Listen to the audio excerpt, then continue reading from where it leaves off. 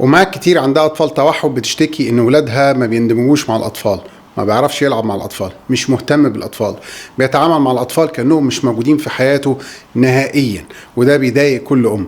لكن اندماجه مع الأطفال مهم عشان ياخد الخبرة وعشان يعرف يتعامل مع الناس.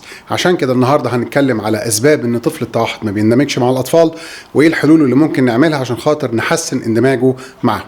خليكم معنا.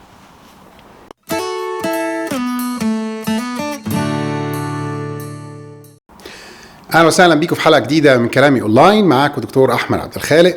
النهارده هنتكلم على الاندماج مع الاطفال. كلنا عارفين ان احد صفات التوحد ان طفل التوحد لا يندمج مع الاطفال، بيشوف الاطفال كانهم مش موجودين في حياته. وفي منهم نوع بيبقى افضل شويه، ممكن يروح عند الاطفال لكن يقف يتفرج عليهم، لكن ما بيقدرش يبقى فرد وسط مجموعه، ما بيقدرش يدخل جواهم يندمج معاهم، يرد يكلمهم او يكلموه، يتعامل معاهم او هو يتعاملوا معاه. فالنهارده هنعرف ايه السبب. قبل بس ما نعرف، احب بس ابارك للدكتوره حنان محمود افتتاح مركزها الجديد في الامارات عجمان، مركز الاوج لاطفال التوحد، ويا رب ان شاء الله تكون اضافه جديده لاطفال التوحد في الامارات العربيه المتحده. دكتوره حنان يعني فضلها عليا مش هنساه، واحده من افضل الدكاتره اللي ممكن تتعامل مع اطفال التوحد واصحاب نتائج سريعه جدا. نرجع لموضوعنا. انت عايز طفل التوحد يندمج، الاول لازم تعرف هو ليه ما بيندمجش. ما بيندمجش عشان بسبب بحاجه بسيطه جدا اسمها الروتين. يعني ايه؟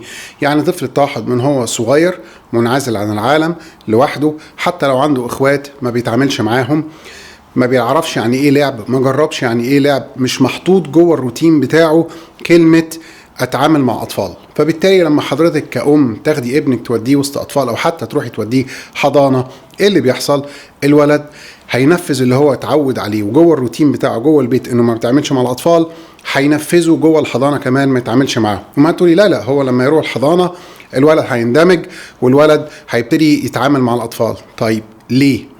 يعني كلنا عارفين ان طفل التوحد روتيني، بيمشي على نظام ما بيحبش يغيره. ولو اتكلمنا على قصة الروتين في التوحد هنتكلم في كل حاجة، في الاكل وفي الشرب في التعامل، في كل حاجة تلاقي روتين داخلك وبيفرض عليك، وطفل التوحد بيحاول يفرض عليك الروتين بتاعه. ايه بقى اللي هيتغير لما يروح الحضانة او يقعد مع اطفال؟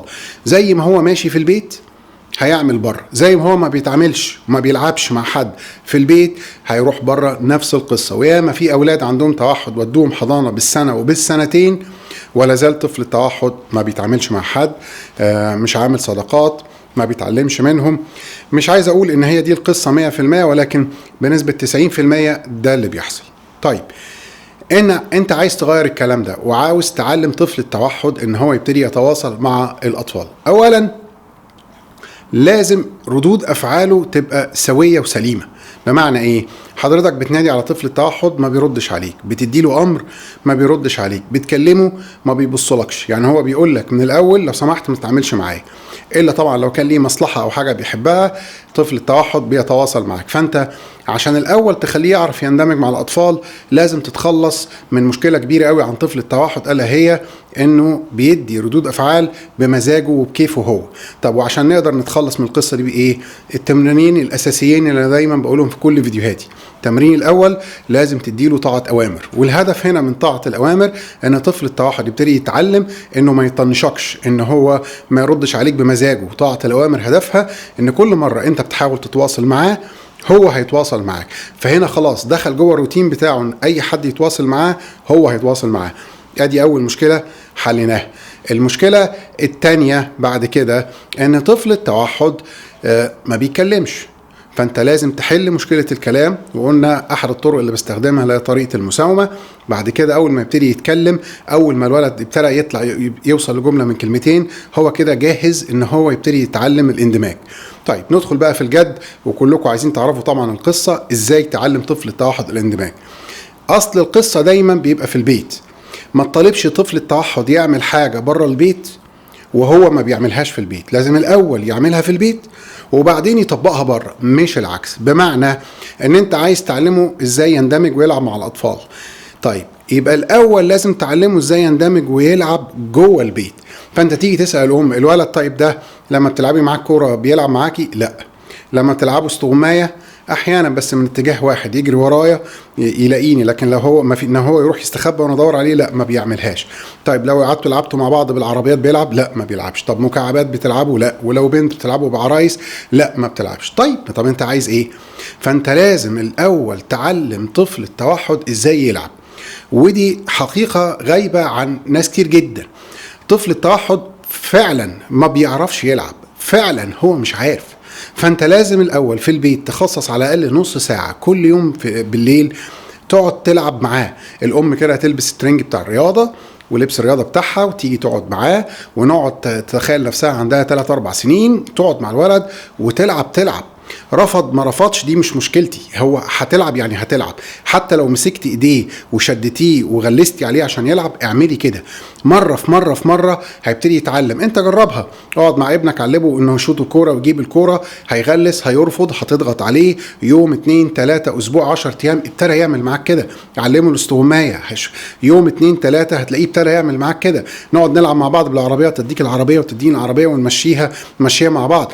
يوم 2 3 اسبوع هتلاقيه ابتدى يعمل كده. بنت هتلاقي عروسه ونقعد نسرح شعرها، يوم 2 3 هتلاقيها بتعمل كده. علم الطفل ان هو يلعب، هو مش عارف. فلما هو مش عارف بيقول الحضانه بيعمل ايه؟ برضه مش عارف. طب حد علمه ازاي يلعب؟ كل الامهات مفترضه ان طفل التوحد بيعرف يلعب، وده مش حقيقي، ما بيعرفش يلعب. طفل التوحد عنده نواحي هو فيها قوي جدا، يعني ذاكره، قوه ملاحظه، سرعه تعلم، كل الحاجات دي طفل التوحد عاده لما بيتحسن بيبقى في منتهى القوه. الا اكبر مشكله موجوده فيهم هو التعامل مع الناس، كوميونيكيشن، التواصل.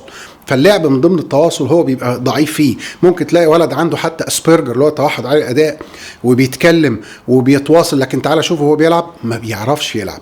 دي نقطة هم فيها ضعاف جدا، ولازم تقويها عنده، ولازم تقعد تلعب معاه. ويا سلام لو هو مثلا عنده اخ قريب من سنه، يبقى هنقعد ماما والولد ماشي واخوه وكمان بابا، ونقعد نلعب لعب جماعي. ازرع فيه اللعب الجماعي في البيت، هتلاقيه راح الحضانه ابتدى يلعب لعب جماعي. لكن انت سابه في البيت ما بيلعبش مع حد. لو جبت كاميرا وحطيتها على الولد طول اليوم تشوفه هو بيعمل ايه خلال اليوم، هو لوحده بيلعب لوحده وبياكل لوحده ورايح لوحده وجاي لوحده، مستني منه ايه لما يجي يروح الحضانه؟ فانت لازم تضغط عليه في البيت في اللعب الجماعي كويس، وتعلمه له وهو يعني من الصفر لغايه ما يبتدي يعرفه. بعد كده هيبتدي يتحول يبقى عاده، ولما يبتدي يتحول يبقى عاده الولد هيبتدي ينفذه في البيت في الحضانه، وهيبتدي سلوكه يتحسن. ودي تبقى اول خطوه انت عملتها عشان يبتدي يتعلم يندمج. طيب الخطوه الثانيه، خلاص نوعا ما بقى في اندماج، بقى بيروح للاطفال وابتدى يلعب معاهم، بس بيعك الدنيا، يعني بيعمل حاجات مش في وقتها، بيعمل حركات مش مظبوطه. وده هنا برضو يجي دورك. بمعنى ايه؟ بمعنى ان انت لازم تخلي وقت في حياه ابنك على الاقل 3 4 مرات في الاسبوع تاخده لتجمعات فيها اطفال، يا اما زيارات عائليه، يا اما نادي، يا اما حديقه، وتقعد تراقب الولد. وكل ما تشوفه بيعمل حاجه غلط تقوم مطلع الموبايل بتاعك مصور الولد بالموبايل وتقوم مناديه. ايه بقى اللي انت عملته ده؟ ولد مثلا جاي يسلم عليه، هو ابنك مرضاش يسلم عليه وطنشه، تقوم مصوره، تعالى انت ايه اللي انت عملته ده؟ وتعلمه ان ده غلط والمفروض يروح يسلم عليه. ماشي. ولد تاني مثلا بيلعب حاجه، بيلعب كوره بصاها لابنك، ابنك طنشه ومرضاش، يعني ملوش مزاج دلوقتي. لا، القصه هنا مش بالمزاج، القصه ما دام حد بيتواصل معاك لازم انت كمان تتواصل معاه. تقوم مصوره بالموبايل وجايبه، طب هو الولد ده مش شاط لك الكوره، طب انت ما رضهاش ليه؟ وتروح تمسك ابنك وتخليه يشوط الكوره للولد. لدرجه ان انا ما عنديش مانع ان انت تمسك ابنك وتقعد بيه وسط الاولاد وتمسكه من ايديه الاثنين وتمشيه عشان خاطر يبتدي يلعب مع الاولاد.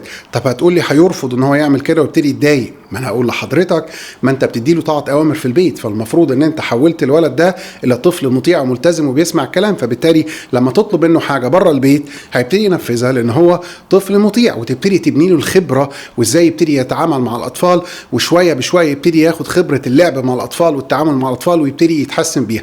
طبعا مش عايز اقول لك بقى الفرق لما بتعمل ده في طفل مثلا قبل سن ال3 سنين وبتعمل ده مع طفل اكبر من 3 سنين، فرق المجهود بيبقى كبير. فالطفل الصغير بيبقى لسه قماشه بيضه، تقدر تعمل اللي انت عاوزه. فالكلام ده كله ما بياخدش وقت خالص مع الاطفال اللي اقل من 3 سنين، لكن الطفل اللي اكبر شويه من 3 سنين بيحتاج مجهود اكتر ومحاوله اكتر، لان العند عنده بيبقى اعلى والرفض بيبقى اعلى. لكن في النهايه ما انت اصريت هتوصل للي انت عاوزه. يا رب ان شاء الله تكون المعلومات دي فادتكم، واتمنى يا رب ان شاء الله تعملوا اشتراك وسبسكرايب في قناه اليوتيوب. وكان معاكم دكتور احمد عبد الخالق.